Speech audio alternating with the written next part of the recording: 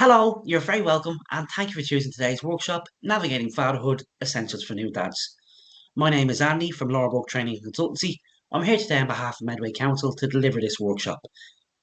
I have a background in mental health. I've worked in the industry for 4+ years, and I am a new dad. I have a 1-year-old son and a little daughter who could arrive any week now. Without further ado, let's press on and see some of our objectives for today.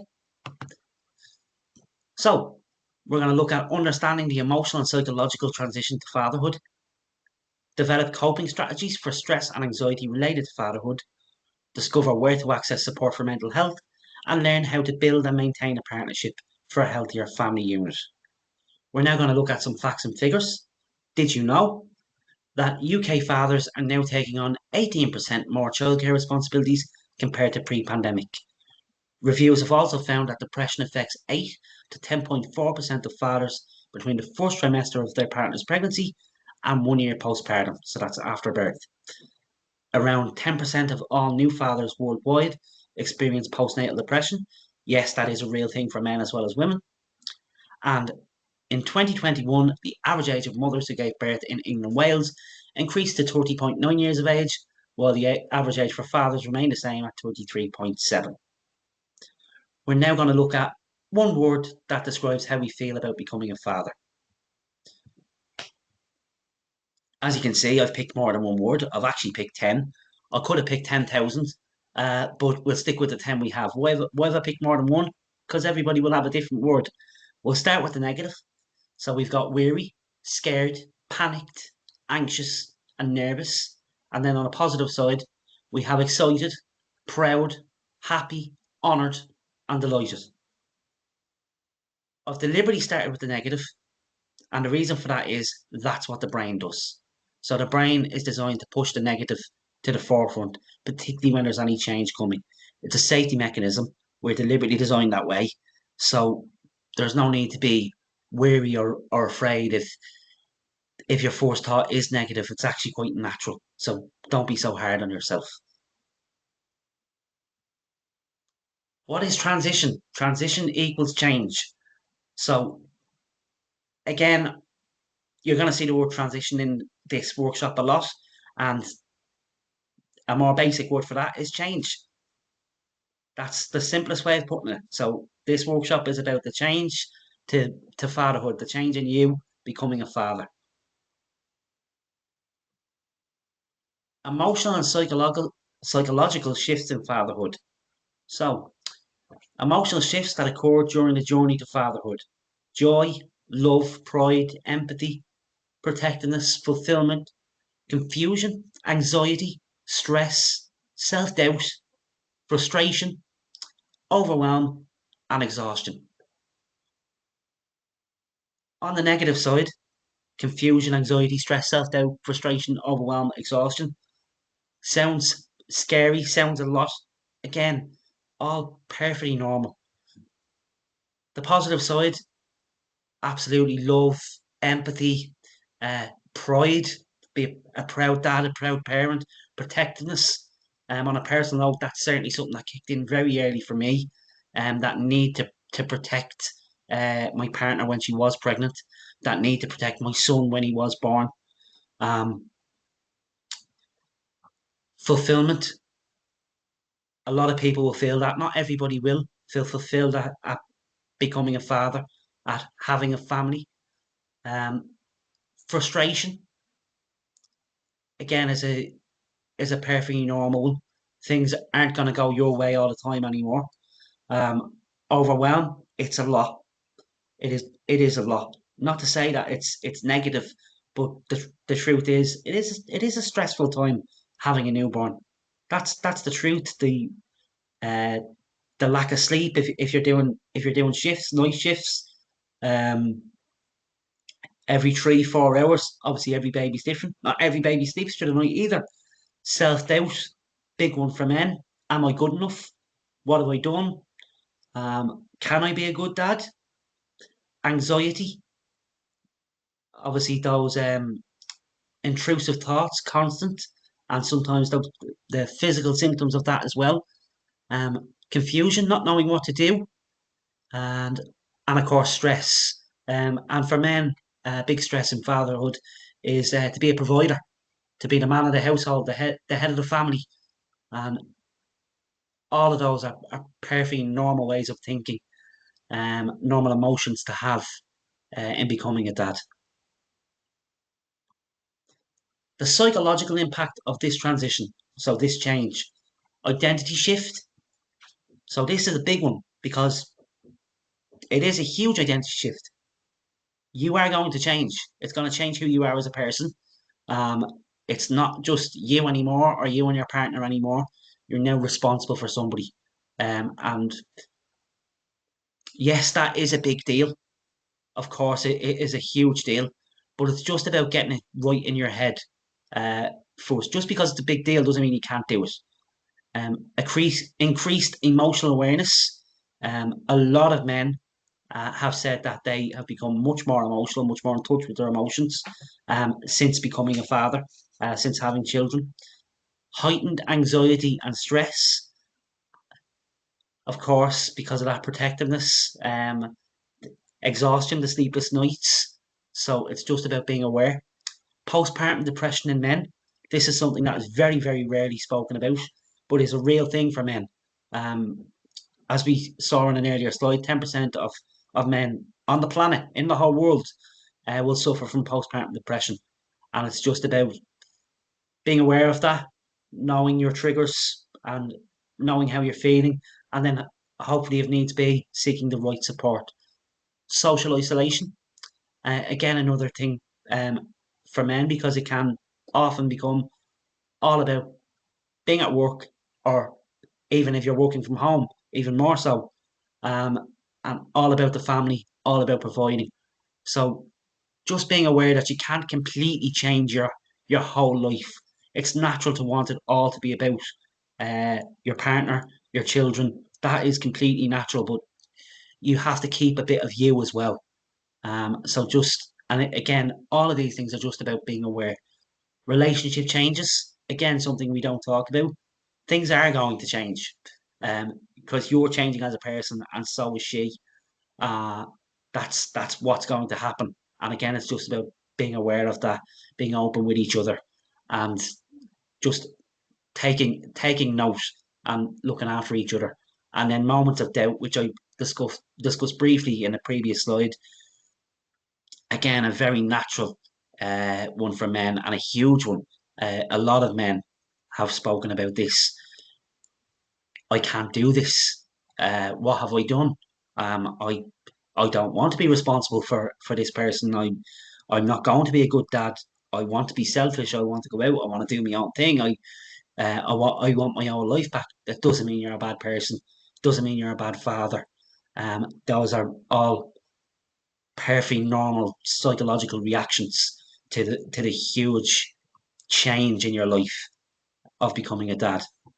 So what we're going to do next is I'm going to ask you to take a brief pause to yourself and just answer this question to yourself. So, how has fatherhood changed the way you see yourself? So I'll let you just take a brief pause, brief moment, and have a think about that.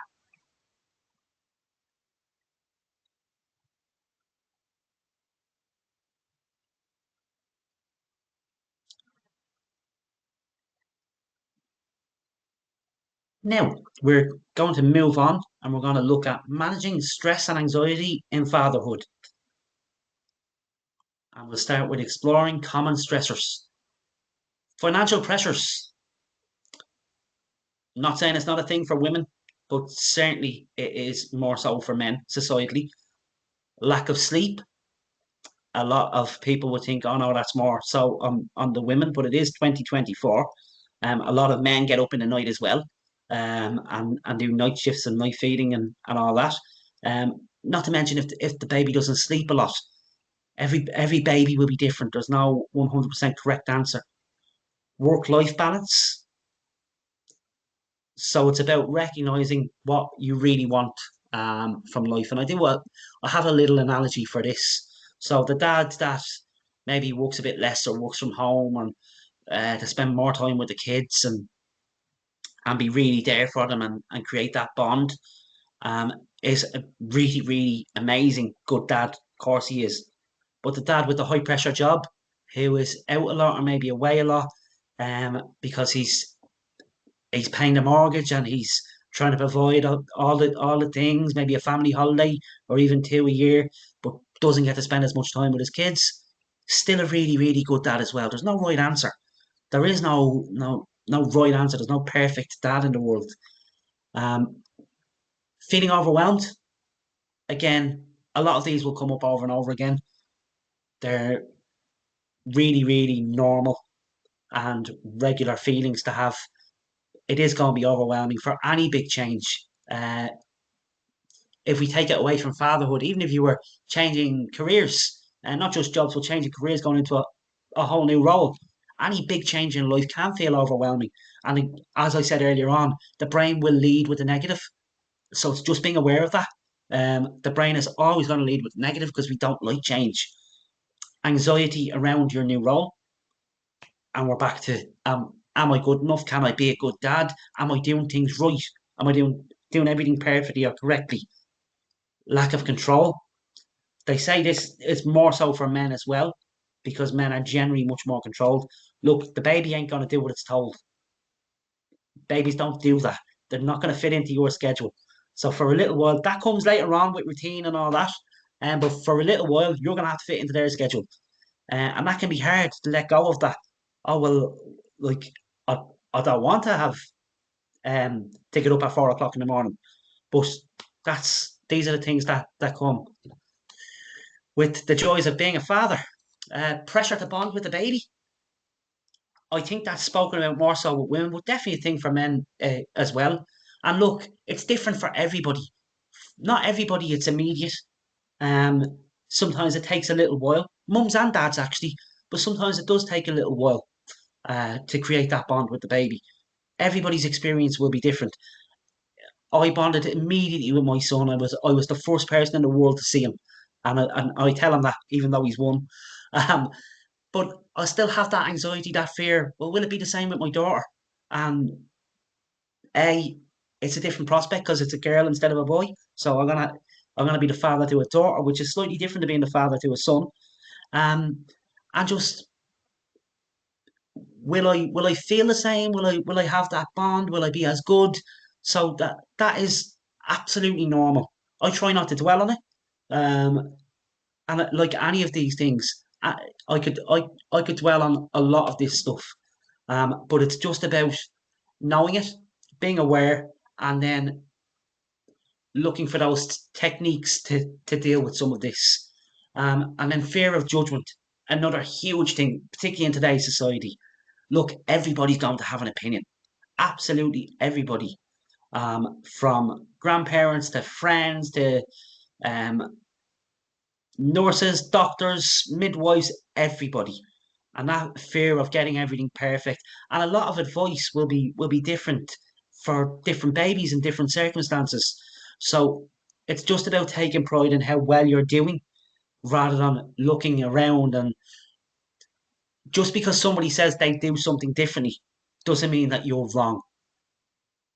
But because anxiety and tension is so heightened in this time, sometimes that stuff can play on your mind and stick in your head. Stress relief techniques. So we've got physical exercise, obviously a huge one that we constantly recommend in mental health. Practice mindfulness, breathing exercises, taking time out for yourself. And some of this is easier said than done, but it's important. It's important to take time out for yourself. It's important to do these things. Uh, Connecting with other fathers. I know that is probably not something that's a huge thing societally, as it is with women, with mothers. But it is a good idea to speak to other dads, and particularly maybe in the same scenario at the same stage that you are. And if you can open up to each other and realize that, in fact, this whole workshop, what I'm saying today is not just you. It's everybody. You're not alone in any of this. Um, Try and speak to family and friends. Always good to stay in touch and stop yourself getting socially isolated. Eat healthily, which of course is a big deal for mental health. I would pick that one and say try not to put too much pressure on because things will be over. Um, things will be all over the place for you for a little while. Things will be out of routine, and it might be hard to cook those healthy meals and eat as best you can. So just be aware that you'll need to get back to it, and when possible, definitely eat as healthy as possible, and then practice self compassion. So what is self compassion? Be kind to yourself. You're doing okay. You're doing all right. In fact, this is the best you've ever done at being a dad, isn't it? Well, you were never a dad before, so this is obviously the best. Um, yes, you're gonna make mistakes. Everybody does. Everything isn't your fault. Just be kind to yourself. And I will use another analogy in this one. So it is the most basic analogy in mental health is the airplane. So when the mask comes down on the airplane, they do not say, "Oh, what you need to do is fix everybody else up, um, and then maybe if you have any breath left, grab your mask and put it on." No, they don't. They say put your own mask on first before anybody. Why is that? Because you can't help anybody else if you're lying on the ground unconscious from lack of oxygen. Um, so in life, we would say, "Oh, some of these things are selfish. Has to be about the child. It's all about the child." Now, of course, it's all about the child. It's all about the baby. But these things are important because if you're not the best you can be, you can't help anybody else. You have to be the most important in your life. You just have to be, because without you, you're, the rest of it is insignificant.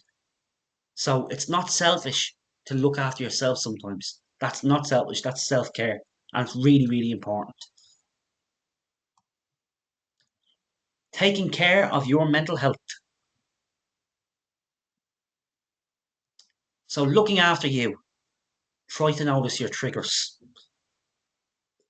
So just be very aware of how you're feeling, why you're feeling that way, what's happened. Um,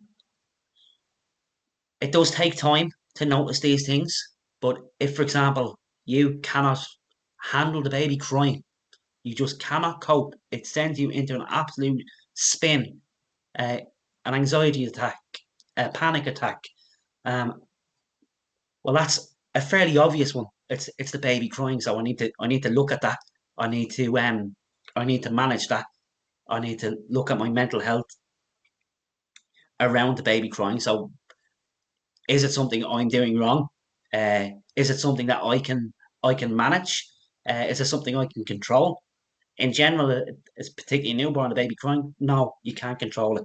It doesn't mean that you've done wrong. It doesn't actually mean the baby's in pain. It's their only way of communication. And I know I've used the baby crying as a slightly easy example, um, but that will go for then a lot of things.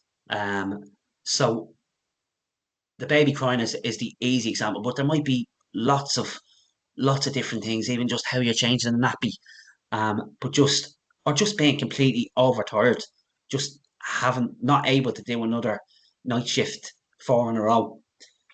Be open about how you are feeling, and this is really important because it's a stressful time. It's a joyous time, but it is emotional and it is tough, and and emotions are high and tensions are high sometimes.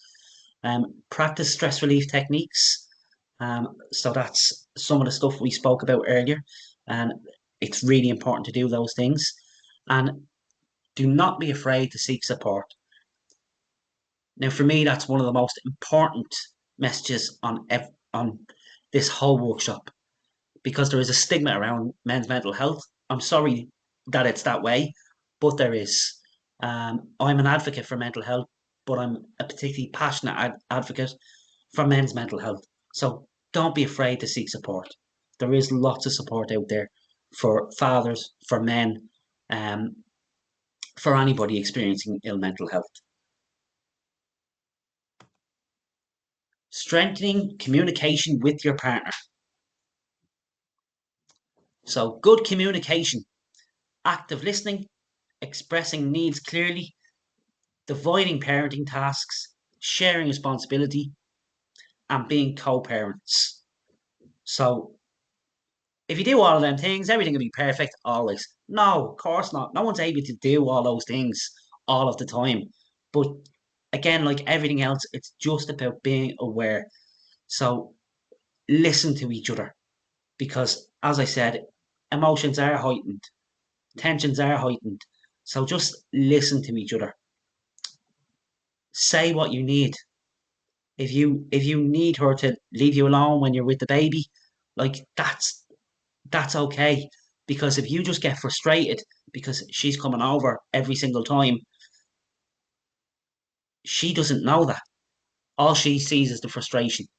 And it's about noticing each other and remaining a team really. Just remain that team that you always were. Doesn't mean you won't disagree on anything or you won't argue. Um, but if you can practice some of this stuff, I promise it'll really help in being that partnership from the start.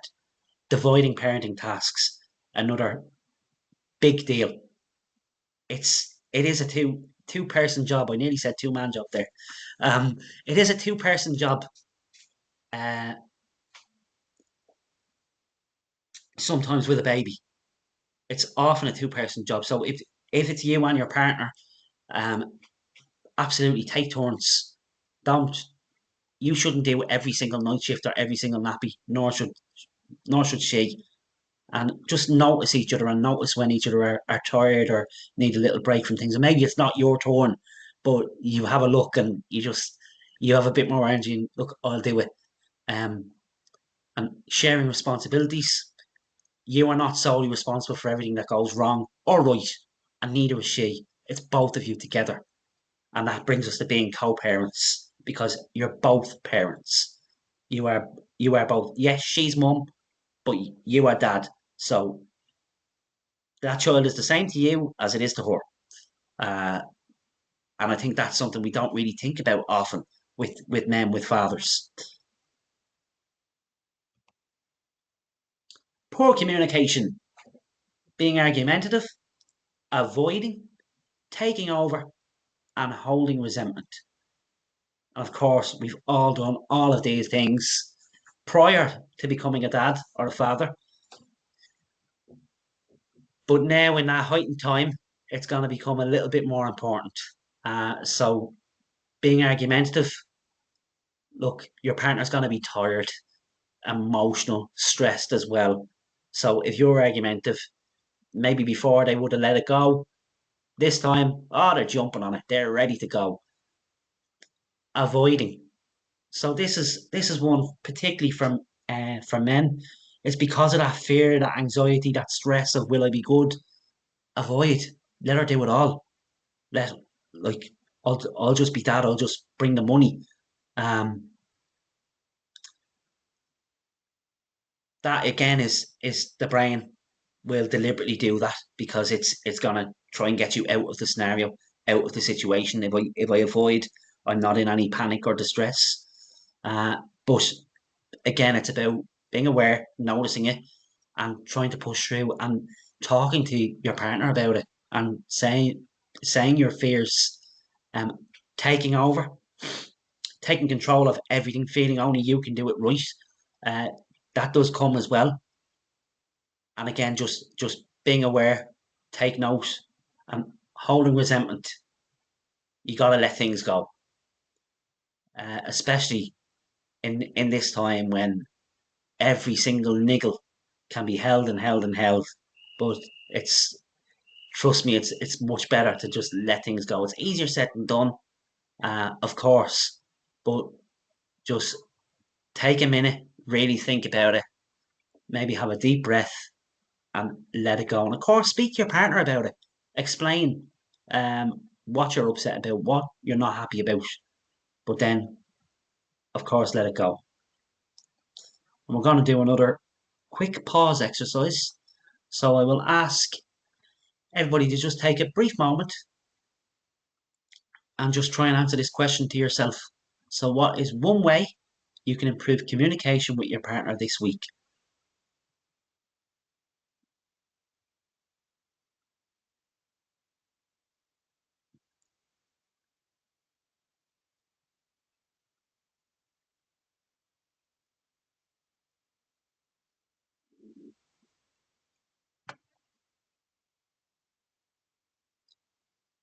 And we move on to creating a collaborative and healthy family dynamic.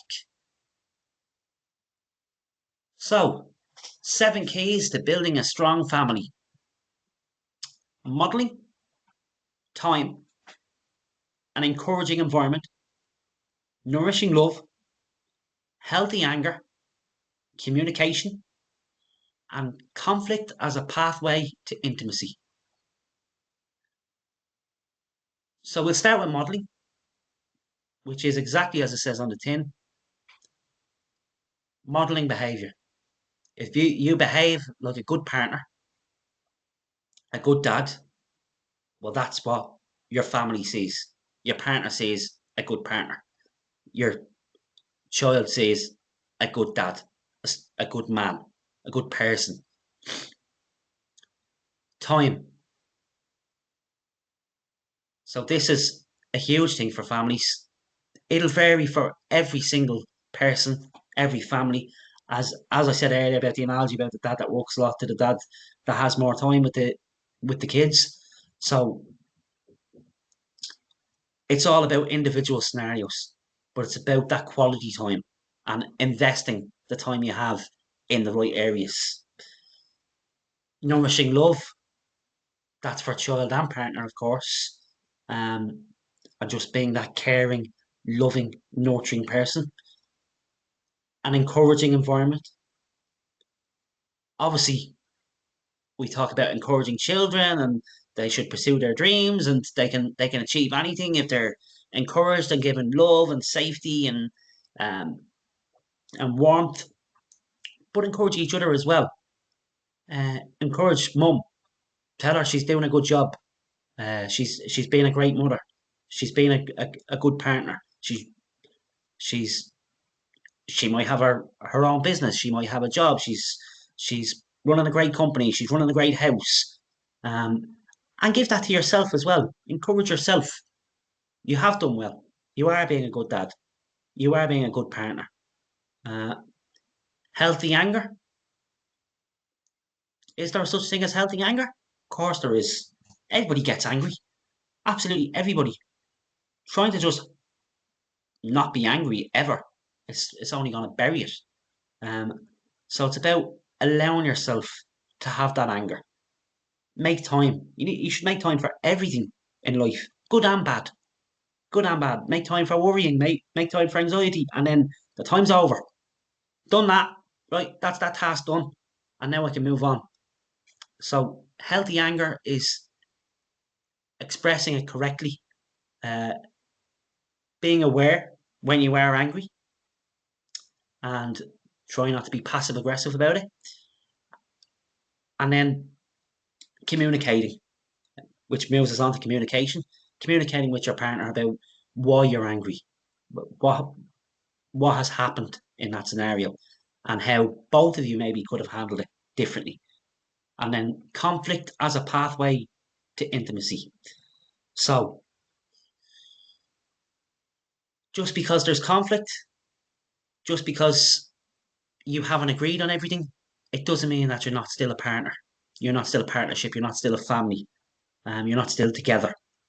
And again, it's about being aware and still being that couple that you were before you had a family. So intimacy is important for couples. I mean, it's the difference really between just being very good friends. So just be aware of that. Try not to lose that intimacy. It's obviously known as being very important for men, but I think it's important for women as well. Um, Very important actually, just to still feel together as a unit, wanted. And so those are the 7 keys to building a strong family. And obviously these aren't all perfect answers, but this is just some research uh, that that suggests some strategies to being a strong family, a better unit. Another brief pause exercise. So I would ask you just to take a moment and have a little think and ask yourself this question: what does a supportive family environment look like to you? So just have a little brief think.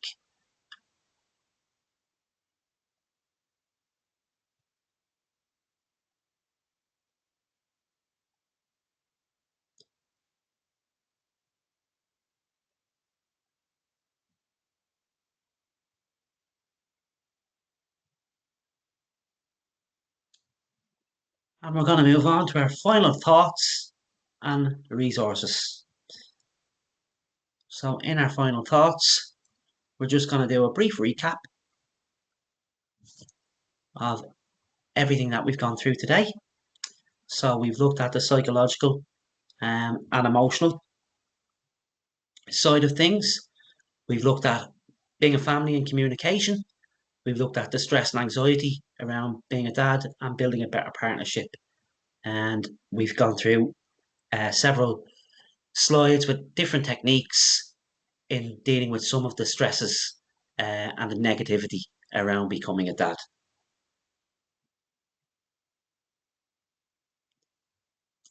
And now we're just going to share some local and national resources for anybody who does feel that they need a little bit more support with their mental health at the moment.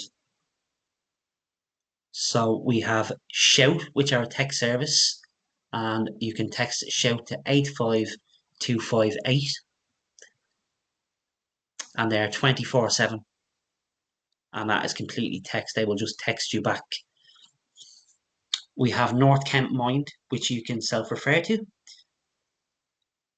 We have Switchboard for the LGBTQ plus community, and their helpline is 0300 330 0630. Of course, we have Samaritans, which are national, at 116 123. Calm, which is the campaign against living miserably, and they are open from 5 p.m. to midnight, 7 nights a week. We have the National Suicide Prevention Helpline, and they're open 24/7 as well. It's a very important one. 0800 689 5652. And then we have for under 25s, The Mix, and they're open from 3 p.m. to midnight, 7 days a week. And then a brand new service from the NHS is the 111 service, and you can select mental health.